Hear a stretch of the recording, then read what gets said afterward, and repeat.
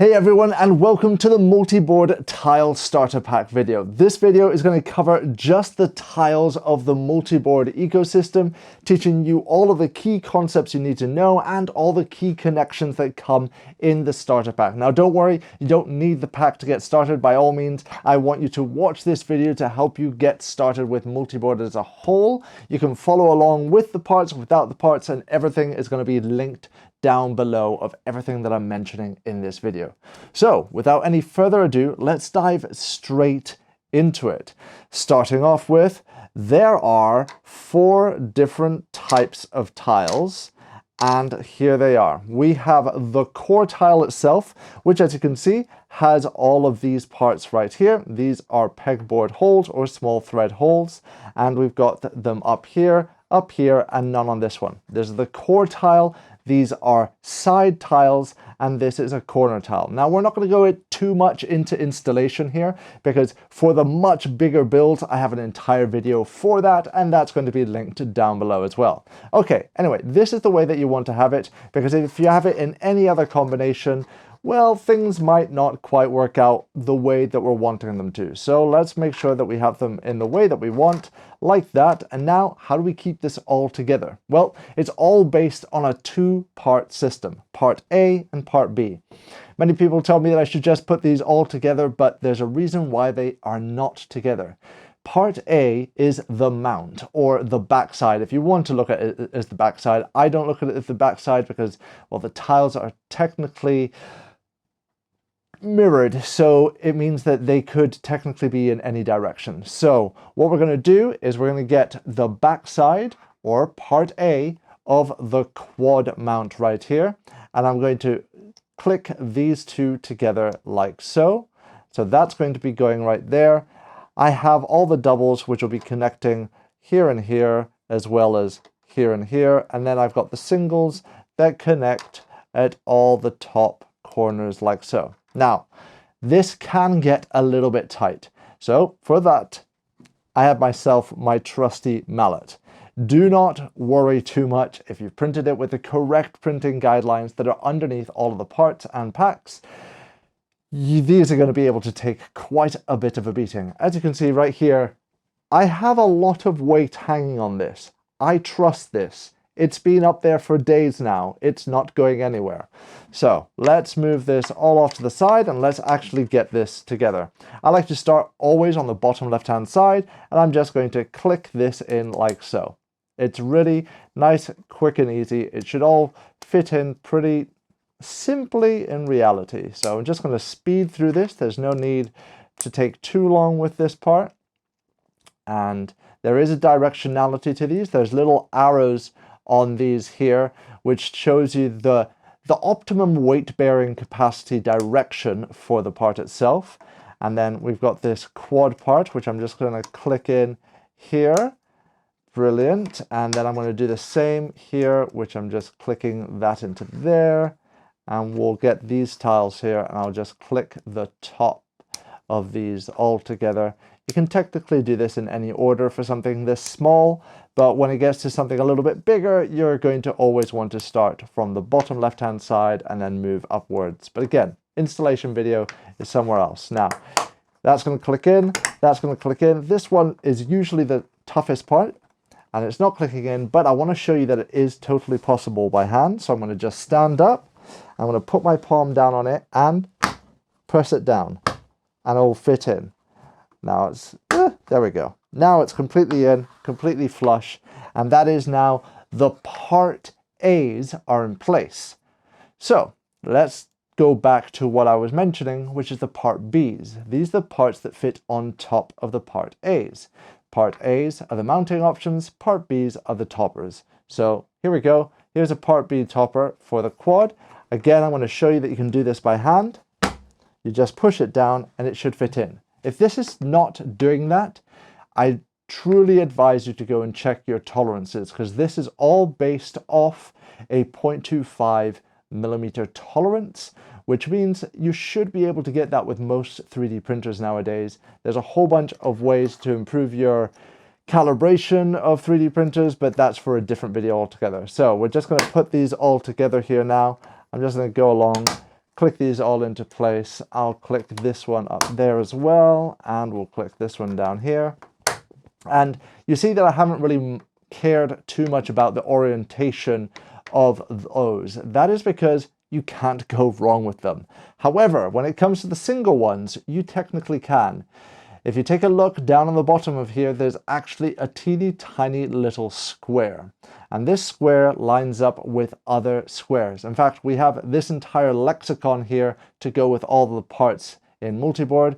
So if you ever seen these little symbols here and there, you'll see that they usually have a meaning to something. So I'm going to look down into these, and there will be a directionality inside of them. So this one, the square is on this side. So I'm going to get the square here, face the two squares next to each other, and that will fit together. If you try and do it the wrong way, one of these is actually slightly larger than the other way, because we have to keep the thread orientation that's on the top of these correct. If not, you're going to have a little bit of a problem when it comes to the threads.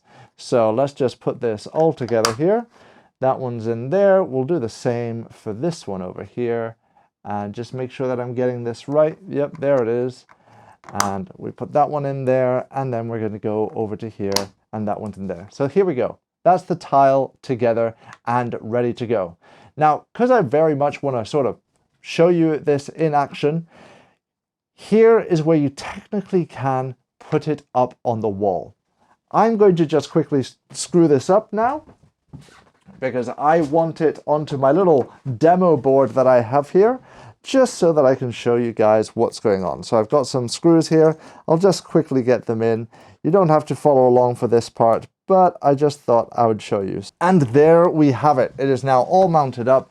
This is really strong on here, and that's not going to go anywhere at all. Okay, so let's now go through all the other things that are going through here, and why do we have this little towel over here. So first, before we move on, I want to show you how to remove these, because honestly, it's something that sometimes you've got to do. You want to get behind this tile.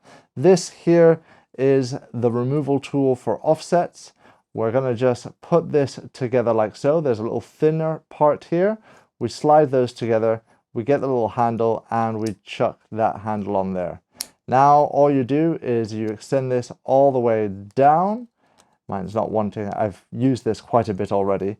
You pinch these together to put them into a slot. I'm going to go for this one right here. Pinch them together, put it all the way down to the bottom. This is now hooked on. You put your hand above it, and now just give it a good old pull. And there you have it. That's how quick and easy it is to take those off. When you're wanting to do it to a quad one, however, it gets a little bit more complicated, because at that point, you're going to want to go to one side, pull it out just a little bit. Then you're going to pull this back up, pinch it down, go to the other side, and then you're going to pull that one up a little bit as well. And then you'll go again to the other side. You're just sort of creeping it back and forth. Oh, make sure that I get this handle all the way up first. There to there, and pull that up, and you can see that's how you remove it. It's the same with the double ones sometimes, but just to be aware, that is how to remove it with this lovely removal tool. And you'll see that we have another removal tool which we'll talk about right now while we prep up this next little tile. So this next little tile, we're going to be using these brackets when we go into the next steps. So I want to prep it up. You'll see that we have some part A's and some part B's still left. And yes, this here is the double-sided snap. So we go and we'll just put the double-sided snap on the four corners that I have set up here. So we'll just go like this, put them all in, and then we'll go once again, looking inside of here, there's going to be all of those squares. And we're just going to go square to square, line it up, and just press them together. Brilliant. Once again, square to square, line it up, press it together. Square to square, line it up, and press that together. And once again, square to square, line it up, and press it together. Now, oh, see, I didn't do this right. See, I'm having a little bit of a hard time putting it in. So that means that I actually have this the wrong way around. Let me go the other way around. Oh, there we go. So if there's ever any friction going on, double check that you are putting it in the right way around. Okay, this is now ready for the next part. So the next part, we're going to actually be talking about a pretty interesting thing about the board. So the board has two main connection types, which is we can thread in or we can snap into it. Technically, every single hole on this board is a thread. So we can just get one of these. This is a small thread and we can just thread it into one of the peg holes. Or we could also get ourselves the medium thread here and that goes into those snaps. Or we can get ourselves the large thread and that goes directly into the large threads there. Now the other thing is that all of these are snaps. So we've got this here as a normal snap. It has all four things here of the snaps. That means you can just go anywhere, click it in, and it snaps into place. To pull it out, you can try and do it with your finger to try and get it out. Sometimes it's a little bit tricky to do that. So you can get yourself a medium thread and you can just screw that in and pull with the medium thread. Or if it's really stubborn, you can grab yourself the removal tool and you just thread this in. Now this thread is, the removal tool thread is made to be extra grippy, so expect it to do that. And just give it a nice little yank up. Now, what's interesting about this removal tool is that it works with all of the snaps, especially these here, the DS snaps. You're going to look inside of it. There is the part B side, is the side this is designed for mainly. You go into the part B side, you go all the way till it feels quite tight. And then at that point, you'll be able to pull the part B from the part A like so. And then from there, you're going to have to take it back out. What I'm going to do is I'm just going to whack it back in, make sure that I'm in the right orientation, and then just thread myself back out because I have a better grip of that little snap from there. Okay, so that's that. That is a simple snap, but we have other types of snaps. We have the type of snap that can take weight. So there's a little tiny arrow on this right here. This snap here is the moderate weight-bearing snap. It is directional based. That little arrow means that, hey, it's designed to take the weight in that direction. And how do you put this in? Well, you have to go in at an angle like so, and then you snap it down. If you try and go in any other way, you're going to have a little bit of a hard time, but as you can see, you can pull it out pretty easily usually. Now there is one more, which is I always forget the name, the full name of this, and that's why I've got my phone here. And this is the heavy weight-bearing hooked snap. So you can see it has a nice little hook here. It prints like this. You unfold it, and then it's got that little hook. Once again, the way to put this in is you're going to go from one side, you're going to go down, and you'll snap it in. This has two arrows on it to show you that it's this way, and this one very much has a lot of weight-bearing capability. In fact, there's only two of these, and the brackets holding an entire 15 kilogram weight behind me.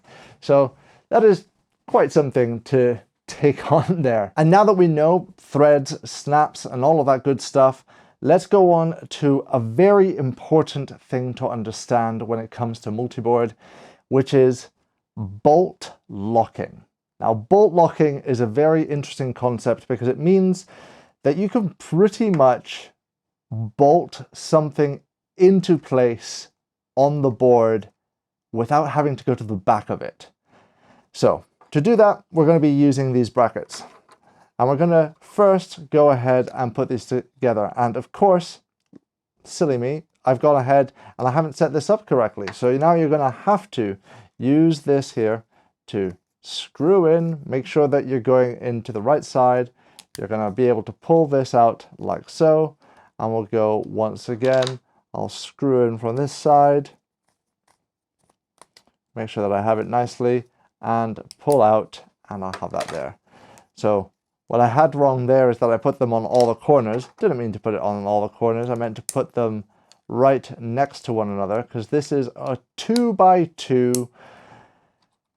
Goodness, what is it? That's a bolt lock insert bracket. So I'm pretty sure that's the name that we that I went with there. Excuse me. All right, so we're going to go here, put this all back together like so, and this here is going to go to this here. That presses in, but how do I keep that in place so that it doesn't come back out? So there's two main points that we are using here, which is the multi-point and the bolt lock fixer, or the, yeah, I think it's called the fixer. Again, these names, they take me a moment. I'm still getting my head completely around them because I've been using it all over the place and I haven't really figured out the names in my head. The part that we have here is a mid-hole bolt locker. There we go. That took me a while. Mid-hole bolt locker. Now there is one other tool you're going to need. A coin. We're going for coins here because what we're going to do is we're going to put that into this little thread inside of there. Turn it a little bit, use the coin to turn that bolt locker into place like that. And that is going to basically be flush and it's going to hold perfectly. We're going to do the same for the others. So I'm going to go here. We're going to bolt lock this one into the top of this as well. Go here, we bolt lock it into place. And we can do the same for the other one. So we're going to go here, press it in. Remember, I'm getting the bolt lockers, not the one that has the angled. It is very much the bolt locker ones. I'll give you a little closer shot of them now. So we're not doing the multi-points. That is the multi-point, the one that has an angled face to it. It is the bolt locker, which is more rounded in nature. Okay, so that's what we're doing here.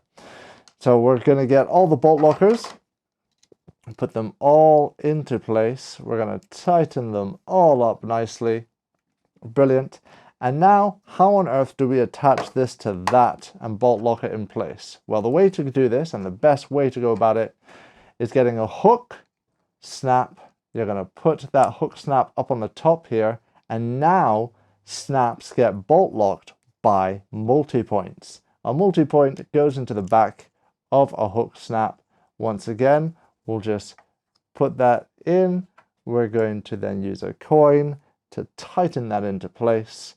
Don't have to go absolutely like insane with it, just enough that it holds in place. Don't worry that this rattles about. That's supposed to do that. We'll do the same for the other hooked one that we have here. Put that into place. We're going to get this. We'll fold this and put this all into there. So there we go. And we'll tighten that up. Perfect. And now, of course, we can't have hooked snaps on the bottom ones. We've got to have normal snaps on there. So this one is a normal snap, which we'll have right there. But hold on, let me think. Where exactly am I going to put this? Because where I'm going to actually put this, I think I'm going to aim for right here. So that means that I don't need more snaps? No, I don't need more snaps because I'm going to have snaps here and then they're going to go into here, and the weight bearing capacity is going to happen by the hooked snaps themselves. Now, to put in hook snaps, you pinch them together and then we're going to angle it in. So they're angled in like so, and then we're just going to give it a good little rock, make sure that they're going in the right way. They hook in, and then you've just got to give them a good push down, and there you go. They are now, this is in, it's not going anywhere. And that there is how to place in this bracket. This is now incredibly weight bearing. That's how I've got that in. That just has two hook snaps and along with some other moderate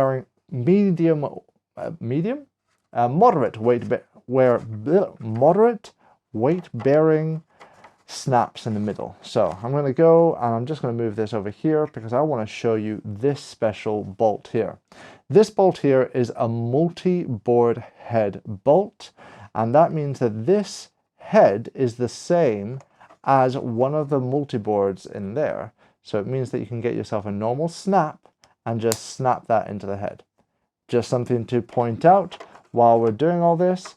Of course, all of these, they can take a thread within a thread, And then we have these other strange things that are still floating about. Let's cover these in more detail. First, we have these two hooks.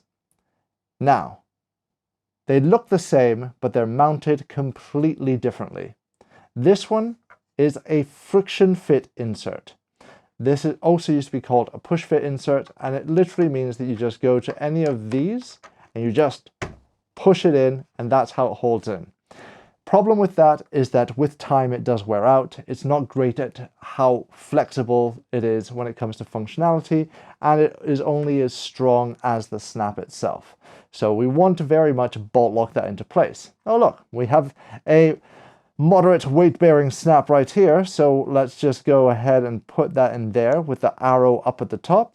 We have one more lovely little hook left here. Hook, multi-point, excuse me.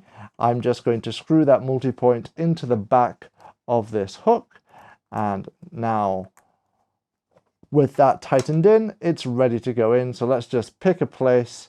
Let's go here. So again, I'm going in an angle because this is a moderate weight-bearing one, and there we have it. That's now going to hold plenty going on there. And now we have two left, which is these strange bolts and these here. Now these strange bolts are specifically designed to be like this. These are called T-bolts.